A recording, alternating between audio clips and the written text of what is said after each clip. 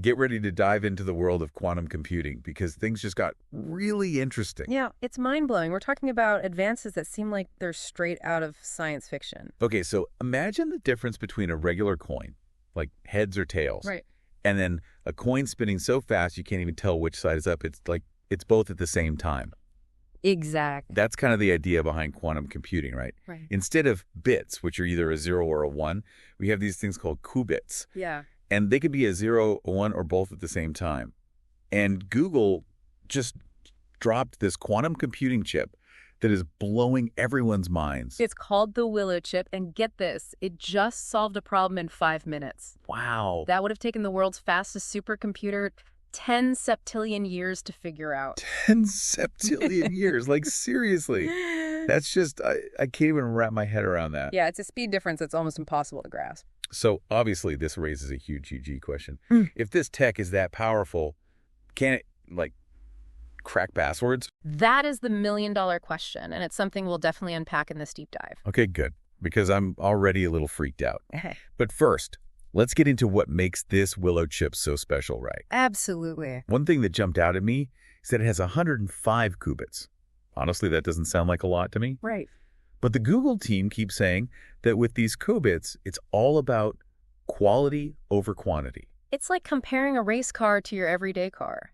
It's not just about raw horsepower, it's about the quality of the engineering, the precision of every component. Oh, I get it. So, in the case of the Willow chip, they focused on making really high-quality qubits that are less prone to errors. Okay, so even with just 105 qubits, this thing is already achieving some incredible feats. It absolutely is. They put it through this benchmark test called the RCS test, and the Willow chip completed it in less than 5 minutes. Wow. A supercomputer would have taken those 10 septillion years we talked about. It's like comparing a rocket to a bicycle. Okay, that's seriously impressive. But like you said earlier, quantum computing is still a work in progress, right? Definitely. The Willow chip is still early in its development, and scaling up these quantum computers while keeping them accurate is a huge challenge. So it's not like we're all going to have quantum computers on our desks next week. Not quite, but the progress is happening rapidly. All right, so let's go back to that big question that's been looming over this whole conversation. Does this quantum chip pose a real threat to online security? Like, could it be used to crack passwords and access sensitive information? Well, the short answer is no, at least not right now. Google's COO, Trina Chow, said the Willow chip, in its current form, can't break modern encryption. Okay, that's a relief. But why not? If it's so fast, what's stopping it from cracking codes? To break modern encryption, the Willow chip would need way more qubits. Like how many more? We're talking about millions, maybe even 4 million qubits instead of the 105 it currently has. So for now, our online banking is safe. Yes, current encryption methods are strong enough to withstand the Willow chip's processing power, at least for the time being. Phew, that's good to know. But what about the future? Is this tech a potential threat to online security down the line? It's definitely something to keep an eye on. Because? Well, progress in quantum computing is happening at an incredible pace. It's possible that in the not-too-distant future, these computers could be powerful enough to crack the codes that protect our online world. Okay, so it's not a matter of if, but when. Potentially. So even though the Willow chip can't break codes now, its processing power is still mind-blowing, right? Oh, absolutely. And researchers believe that this tech could revolutionize all sorts of fields, like medicine and AI, right? Exactly. Okay, now that's what I want to hear more about. How could this tech actually revolutionize medicine? Like, what are the possibilities? Imagine being able to simulate the behavior of molecules and proteins with insane accuracy. Okay, so like a really detailed computer model. Even more than that, it's about simulating the actual quantum states of these molecules. This could revolutionize drug development, allowing scientists to test the effectiveness of a drug even before it's physically produced. So like a virtual lab. Exactly. That's incredible. And what about AI?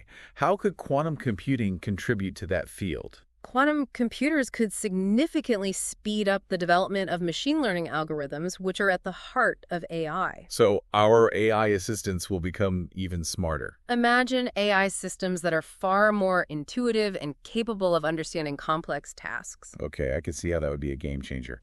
But if quantum computers do become powerful enough to crack current encryption, what can we do to protect our data in the future? That's the big question everyone's asking. We need to start thinking about new security measures that are resistant to quantum computers, like a whole new type of encryption. So it's like we're building a new type of digital fortress. Exactly. Wow, that's a lot to think about. But before we get too ahead of ourselves, let's take a closer look at how Google actually pulled off this feat with the Willow chip. Sure. One of the key things they focused on was improving the quality of the qubits, which led to a significant reduction in quantum errors. Okay, and how does error correction actually work in this context? Is it a complicated process? Imagine you're talking on a phone with lots of static. To get your message across, you'd need to repeat yourself multiple times, right? Yeah. Quantum error correction works in a similar way. Special codes are designed to detect and correct errors in the qubits, ensuring that the computation is performed correctly, even with the presence of noise. So even though the qubits are prone to errors, these codes help to keep the information flowing accurately. Exactly. Error correction is crucial for making quantum computing reliable and scalable. Got it. And how did Google implement this error correction in the Willow chip? Did they use a specific method?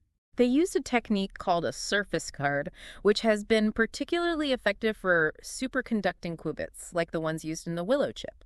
So they built in these safeguards to protect the qubits from errors. It's like creating a safety net for the qubits, protecting them from interference. Sounds like Google really thought of everything when developing the Willow chip. They definitely did some impressive work. So where do we go from here? What can we expect for the future of quantum computing? What are the next big steps?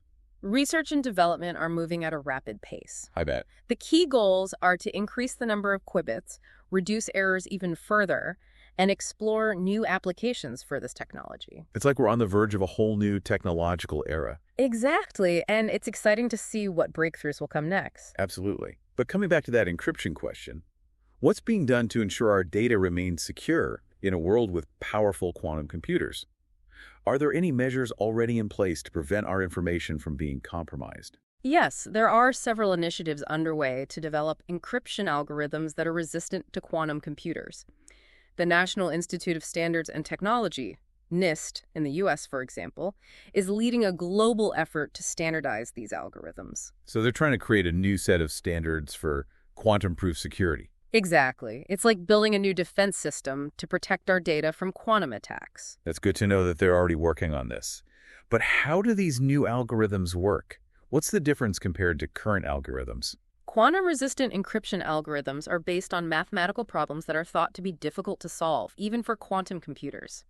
It's like creating a secret code that can only be deciphered by someone with the right key. And these codes are designed to be uncrackable, even by future quantum computers. The idea is that these algorithms will keep our data safe, even in a future with advanced quantum computers. Okay, that's reassuring. But what can businesses and individuals do to prepare for this quantum future? What steps can we take now to ensure the safety of our data? It's important to stay informed about the advancements in quantum computing and quantum-resistant cryptography. Businesses should start planning for the migration to new encryption algorithms when those standards become available. So it's like preparing for a major software update, but for security. Exactly. You need to be prepared in advance to ensure a smooth transition. Got it. And what about individuals? What can we do to protect ourselves? Individuals can stay informed about online security best practices and use strong passwords and multi-factor authentication to protect their accounts. It's like reinforcing the security of your home. You need good locks, alarms, and other security measures to keep your valuables safe. Excellent advice. It's important to be aware of the risks and take steps to protect ourselves. Absolutely. It's amazing how quantum computing is opening up so many possibilities in various fields. One that particularly fascinates me is medicine. I know, right? It gets me so excited just thinking about it. Like, imagine the breakthroughs we could see in drug development and treatments. For sure. It's like we're entering a whole new era of medicine with almost limitless potential. Definitely. Quantum computing allows us to simulate molecules and biological processes with a level of precision that was previously unimaginable. This has the potential to completely revolutionize the way we understand diseases and develop new drugs. Can you explain how this simulation actually works in practice? Sure. Is it like a super advanced computer game? That's an interesting analogy, but instead of graphics and characters, we're talking about qubits representing the quantum states of atoms and molecules.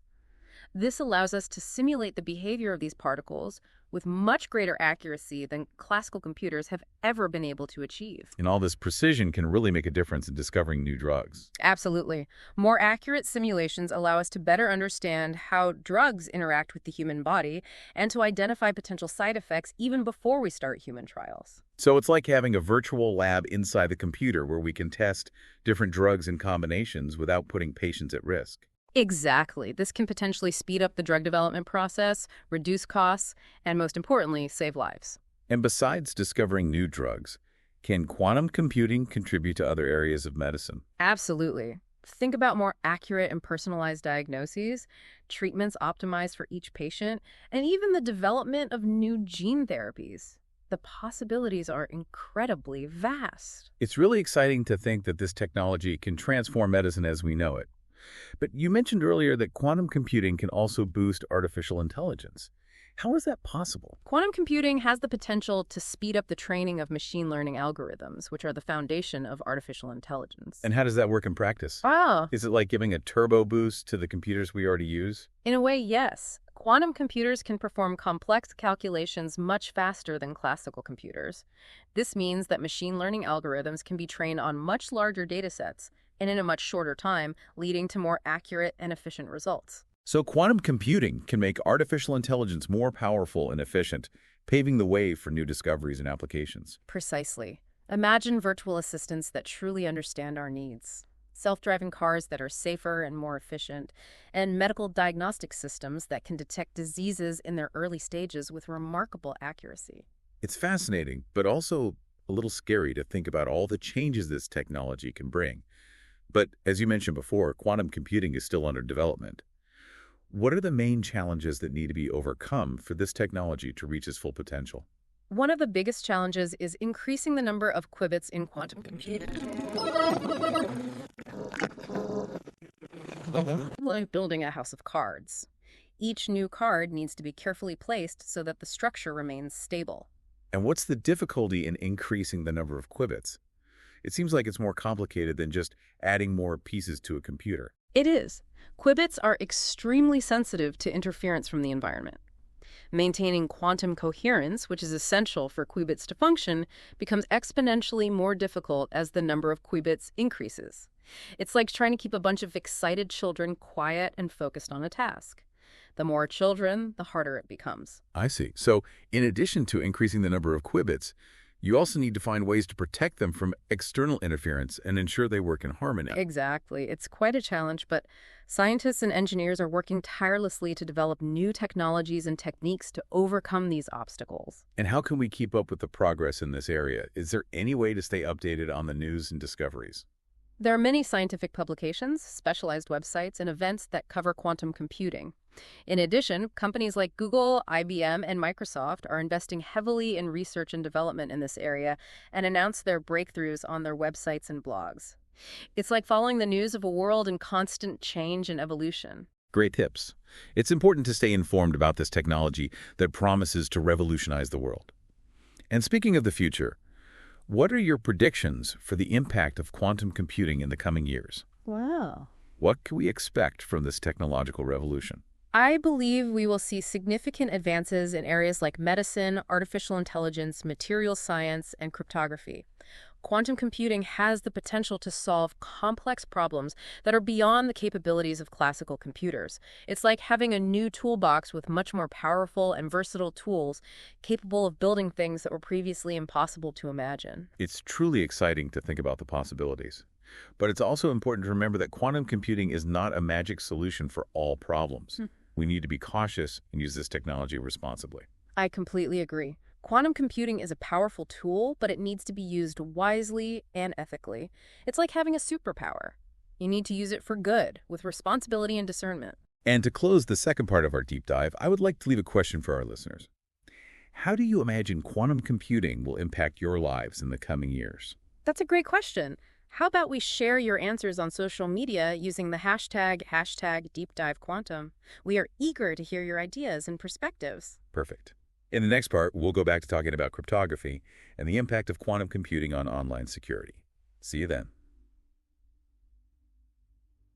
Welcome back to the final part of our deep dive into the quantum realm. Yeah, it's been quite a journey so far. It has. In the previous parts, we explored all these incredible possibilities of quantum computing, like in medicine and AI. But now it's time to face maybe a slightly darker side, the impact on online security. Right, it's the what-if question that always comes up with these powerful new technologies. Exactly. So if quantum computers can solve crazy complex problems in minutes, what's stopping them from breaking the encryption that protects all our online data? Like, suddenly I'm feeling a bit vulnerable. I get it, it's a valid concern. Our passwords, bank transactions, all our private information. Could it all be at risk? It sounds like something straight out of a spy movie. Well, it's a concern that's being taken very seriously. Governments, tech companies, security experts, they're all on it. As we discussed, current encryption relies on math problems that are super difficult for regular computers to solve. Right. But for quantum computers with enough processing power, it's a different story. They could potentially crack these codes. So, are we in a race against time? Like, while some are trying to build more powerful quantum computers, others are searching for quantum-proof encryption. Yeah. Kind of like an epic battle between good and evil, but in the digital world. That's a great analogy. And this battle is already underway. There are many initiatives focused on developing and standardizing quantum-resistant encryption algorithms, So, sometimes called post-quantum cryptography. The U.S. National Institute of Standards and Technology, NIST, is leading a global effort on this. so how does this quantum-proof encryption actually work? Is it like some super complicated secret code that even quantum computers can't crack? In simple terms, yes. Post-quantum cryptography is based on math problems that are thought to be difficult to solve for both classical and quantum computers. Got it. It's like building a vault with a security system so advanced that no current or future technology can break it. Okay, that sounds pretty reassuring. Yeah. But practically speaking, what can businesses and everyday people do to prepare for this new era of digital security? Do we all need to become, like, expert hackers? Not at all. For businesses, it's crucial to keep up with the advancements in post-quantum cryptography and start planning a transition to new security systems. Whoa. This means identifying the most critical data, assessing the risks, and implementing solutions that are robust enough to handle future threats. It's like preparing for a storm. You need a safe shelter and the right supplies to weather it out. So it's about being proactive and staying ahead of the curve. What about for individuals? Is there anything we can do besides, like, hoping the security experts get it right? Staying informed is a great first step. Keep up with the news on digital security, understand the risks of quantum computing, and adopt strong online security practices. Right. Use strong passwords, enable two-factor authentication, and be cautious when clicking links or opening attachments from suspicious emails. So basically, the same old common sense precautions still apply, even in this futuristic world of super powerful quantum computers. Exactly. Good digital hygiene never goes out of style. That's good to know. So it sounds like the future of online security is going to be a constantly evolving game. Absolutely. As quantum computing evolves, new challenges and solutions will emerge. It's a dynamic field, and it's crucial for society to be prepared for the implications, both positive and negative, of this revolutionary technology. And that's why what we do here on the Deep Dive is so important, right? Yeah. We dive deep into complex topics, unpack what really matters, and try to understand how these innovations impact our lives. We hope that by the end of each episode, our listeners feel a bit more informed and ready for the future, whether it's quantum or not. I love that. So on that note of optimism and knowledge, we wrap up our deep dive into the fascinating world of quantum computing. But keep exploring, keep learning, and keep being amazed by the infinite possibilities this technology offers. We'll see you next time for another deep dive.